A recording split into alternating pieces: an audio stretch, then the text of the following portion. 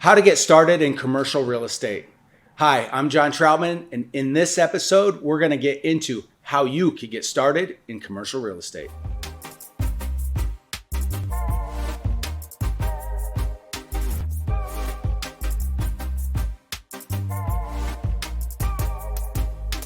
Hey, so one thing you may be asking is, gosh, there's so many different types of commercial buildings. What do I get started in? Really depends on the market, like where you could jump in at, how much competition there is, or what's the highest and best use of the property. So let's go ahead and I'm going to give you an example of highest and best use.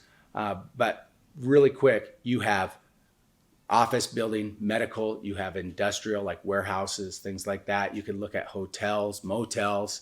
You could get into other things such as retail, for example. So there's so many different ways and areas, including storage units. There's so many different avenues in commercial real estate to get going. But what I like to do for myself, or how I got started, is I didn't have a lot to risk, and I didn't necessarily have a mentor when I very first got started in commercial. So how I mitigated any risk is I looked at office buildings that are vacant. Usually it's hard to get financing on something as far as commercial real estate goes if it's not producing income, meaning there's no tenants. Because a bank, unlike if you're if you're investing in residential real estate, it's all predicated upon your income, your credit score, because you're going to be buying an asset that doesn't necessarily have a performance behind it. Now, when you get into commercial, that's secondary, right? They want to look at the asset first, which is the building, whatever type it is. And they're looking at the income on it, how strong the tenants are, how long the leases are, because that's going to basically make the decision for them of, is this a good investment or not? Banks at this point and at that level are thinking, is this an asset? Is this a building ultimately that I could take back and run? They don't want to do that. They want to have good tenants. They want to mitigate the risk. And they do that by how much income is coming in on that property versus the debt that's on it, right?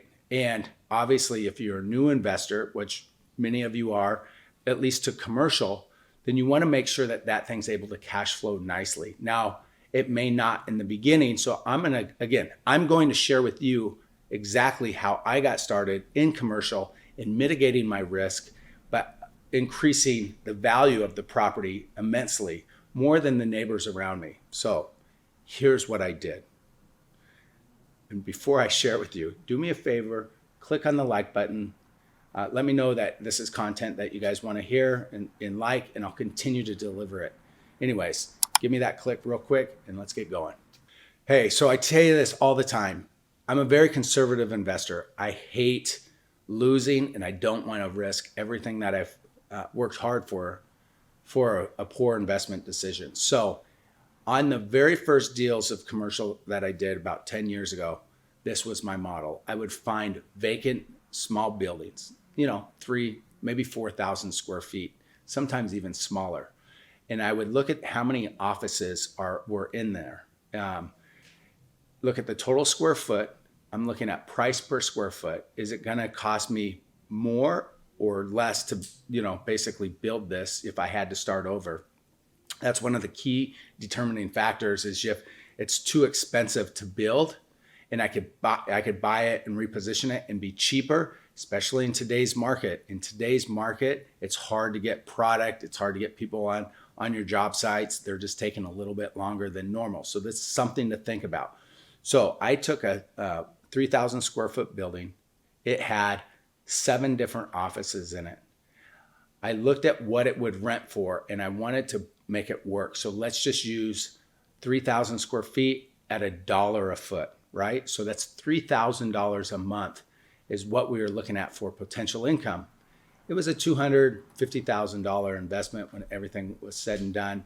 The $3,000 definitely worked, but I wanted to make sure if I had a single tenant and they left, it kind of wipes me out. Now I'm paying this mortgage. I have this debt on the property, which didn't feel good, especially getting going. I didn't necessarily have a bunch of extra money that I could put into a non-performing asset, meaning when I say non-performing, no money's coming in. So keep in mind, there's 7 suites in here in the one building. I could rent it out altogether for about $3,000 a month. Or to mitigate my risk, I could break this into executive suites. So let's say I rent out each office. There's 7 offices and I get about $700 a piece for each office. That's $4,900. That's a $1,900 uptick than what I already had. It's a big chunk, about what, 70% more, 75% more in gross revenue.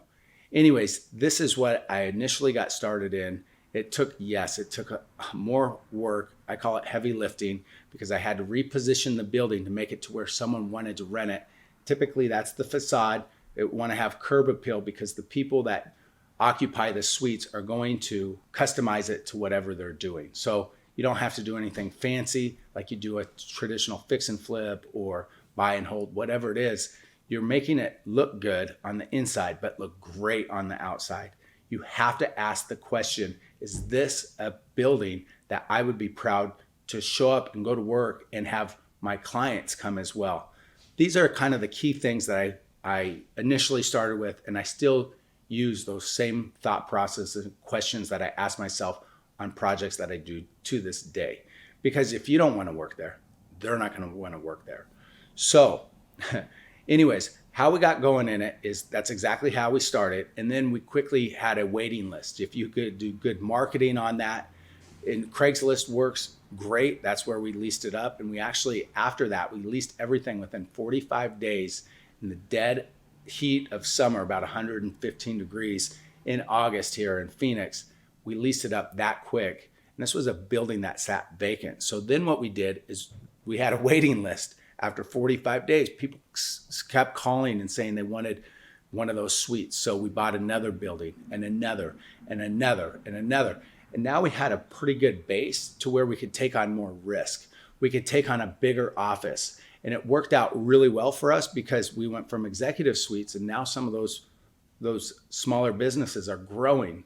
So as we grew and they grew, we were able to kind of incubate them, help them, they help us.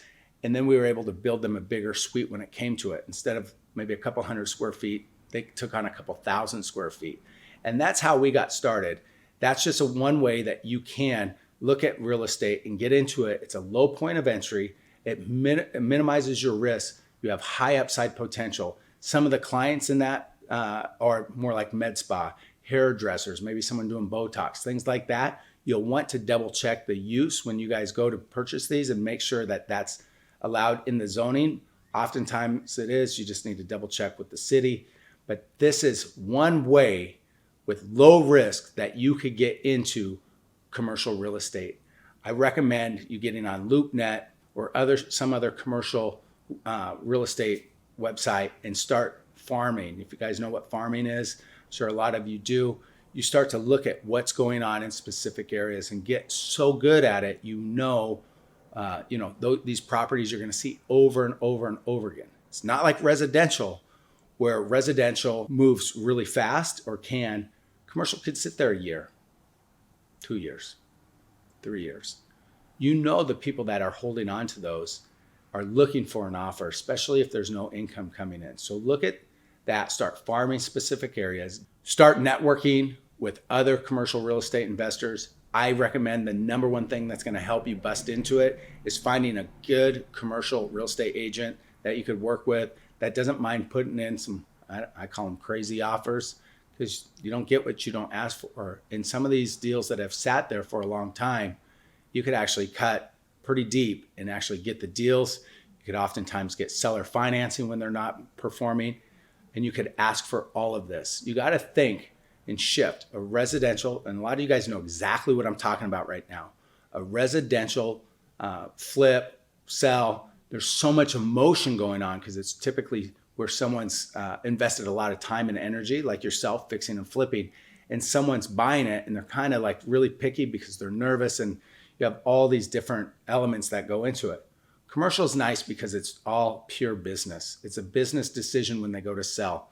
So getting into it, you got to shift your mind from a residential to a commercial real estate investor, you got to also think, what's the highest and best use? How could I minimize my risk and exposure in buying this? And what is the end result that I'm looking for? What is your cash flow that you're looking for, right? What is it that is going to serve you best? And maybe you sidestep and bypass kind of the executive suite model and you get into something else. I would recommend following us, because we will bring different types of commercial real estate investing to you. If you want to learn more, because obviously we can't cover all in this YouTube video, but if you want to learn more and you want some help getting into it, click on the link below, schedule a call with myself or one of my team members. We'll be more than happy to help walk you through the process, see where you're at, and help guide you in to the best possible way in your area to get going in commercial real estate.